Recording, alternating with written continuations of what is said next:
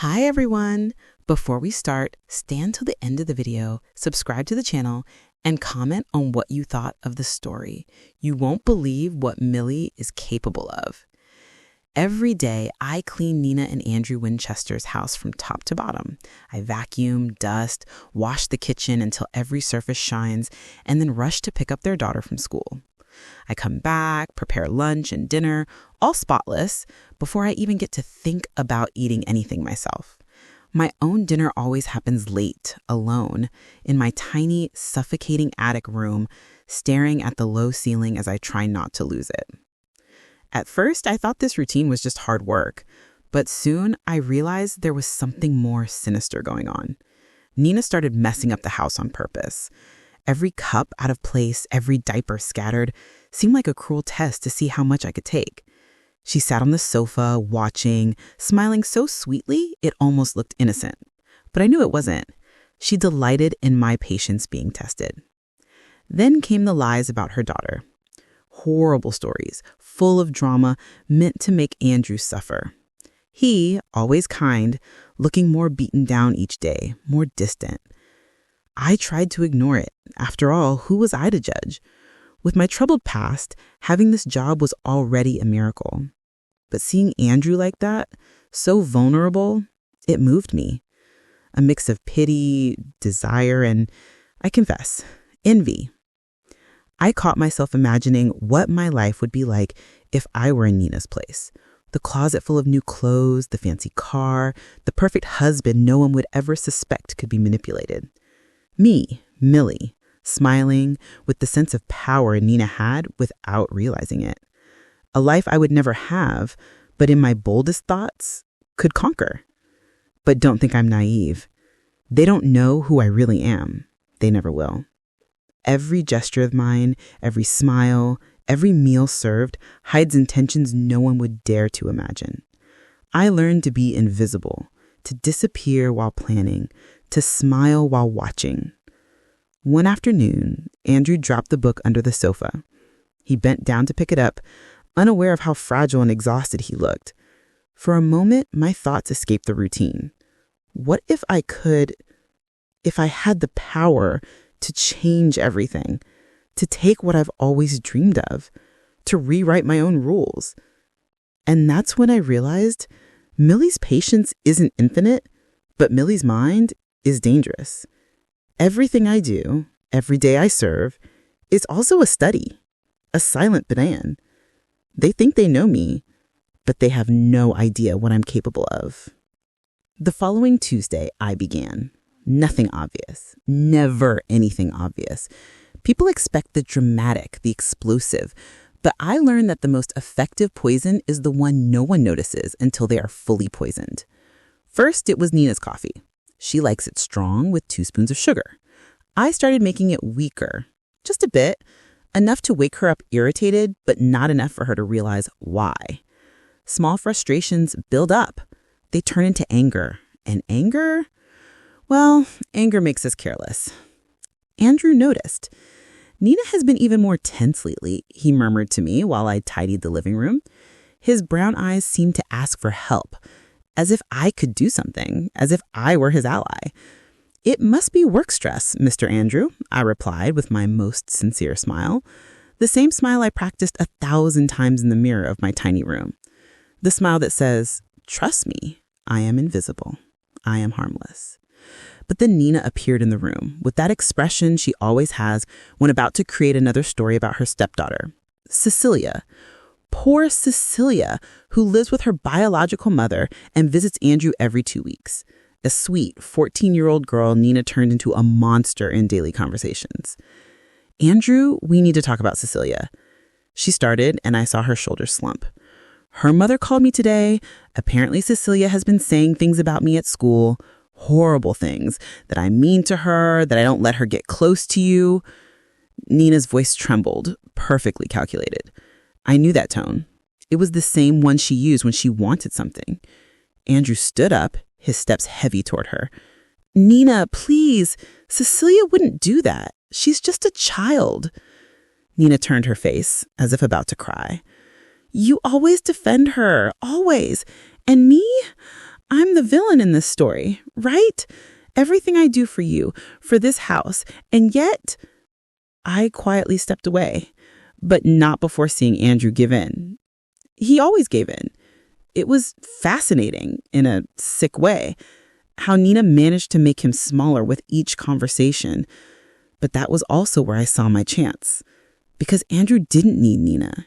He needed someone who truly cared. Someone who understood him. Someone like me. That night, after they both went to bed, I went down to the kitchen. The house was silent, only the distant hum of the refrigerator breaking the void. I opened the drawer where Nina kept her anxiety pills. Small blue pills she took every night. I took the bottle, weighed it in my hand, felt the power it represented. I didn't do anything. Not yet, but knowing I could, that was enough for now. I returned to my room, that cramped space in the back of the house where the ironing board and old Christmas boxes were stored. I lay on the narrow bed and looked at the cracked ceiling. How many maids slept here before me? How many were invisible like me? How many disappeared without a trace, forgotten as soon as they walked out the door? But I wouldn't be forgotten. Not this time. The next days were a careful dance. I adjusted, watched, measured the reactions. Nina's weaker coffee made her irritable in the morning. I started to forget to buy her favorite shampoo, making her visibly frustrated. Small slips, small forgettings, nothing that could blame me directly, but enough to create a discreet chaos atmosphere.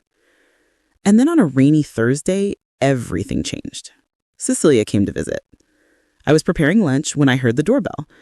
Andrew ran to answer, and for the first time in weeks, I saw a genuine smile on his face. "Ceci, my girl!" He hugged her tightly, and she laughed, that light teenage laugh not yet corrupted by the world.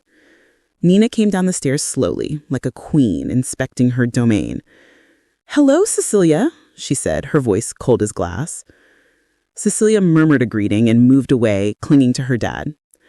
I watched from the kitchen, pretending to be busy with the vegetables, but I recorded every detail, every micro expression, because it was there, in that moment of family tension, that I saw the whole truth.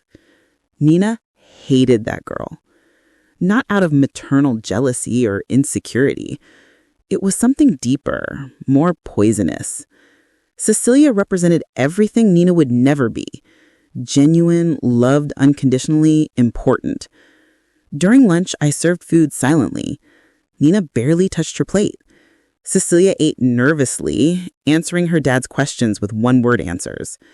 Andrew tried to keep the conversation light, but the tension was palpable, like a rope stretched to breaking point. "So, Ceci, how was school?" he asked, filling her glass of juice. "Fine," she answered quietly. Nina let out a short laugh. "Fine? Your math teacher called me last week saying you don't turn in your homework." Andrew's face closed. "Nina, I didn't know that." Cecilia looked at her stepmother with wide-open eyes. "That's not true. I turned in all the assignments." Nina smiled, that cold smile I knew so well. "Of course you're going to deny it. It's always like this, right? Always the victim." That's when I made my move. "Excuse me," I interrupted softly. "But the school didn't call here last week. I answer all the calls. There was no teacher's call." The silence was absolute. Nina looked at me with snake eyes, but she couldn't say anything, not without contradicting herself. Andrew turned to me, confused. "Are you sure, Millie?" "Absolutely, sir. I write down all messages in the kitchen notebook. I can show you if you want." Cecilia let out a trembling sigh, and tears began rolling down her face. Andrew got up, put his arm around his daughter. "Nina, we need to talk. Now." They left the room, leaving me alone with Cecilia. I discreetly cleaned the table, but stayed beside her. "It's okay," I whispered. "Your dad loves you very much." She looked at me with gratitude, and for a moment, I felt something strange in my chest. Remorse? No, it couldn't be. I was doing the right thing, protecting Andrew, correcting the imbalance in this house. But that look of a lost child reminded me of something I had buried a long time ago. It reminded me of when I was the lost child and no one came to save me. I shook my head, pushing those thoughts away. I couldn't afford to feel. Not now. Not when I was so close. From the next room, I heard Andrew and Nina's muffled voices arguing. I couldn't make out the words, but the tone was clear. He was questioning. Finally. And that was all I needed. That night, after Cecilia left and the house fell into the heavy silence of unresolved anger, I went down again to the kitchen. I took Nina's pill bottle. This time, I didn't put it back. I emptied 3 pills into the grinder, turning them into fine powder, and mixed them into the sugar pot she used in her coffee. Not enough to harm, just enough to make her dizzy, confused, out of control. In the following days, Nina started slipping, forgetting appointments, losing keys, exploding over insignificant reasons. Andrew watched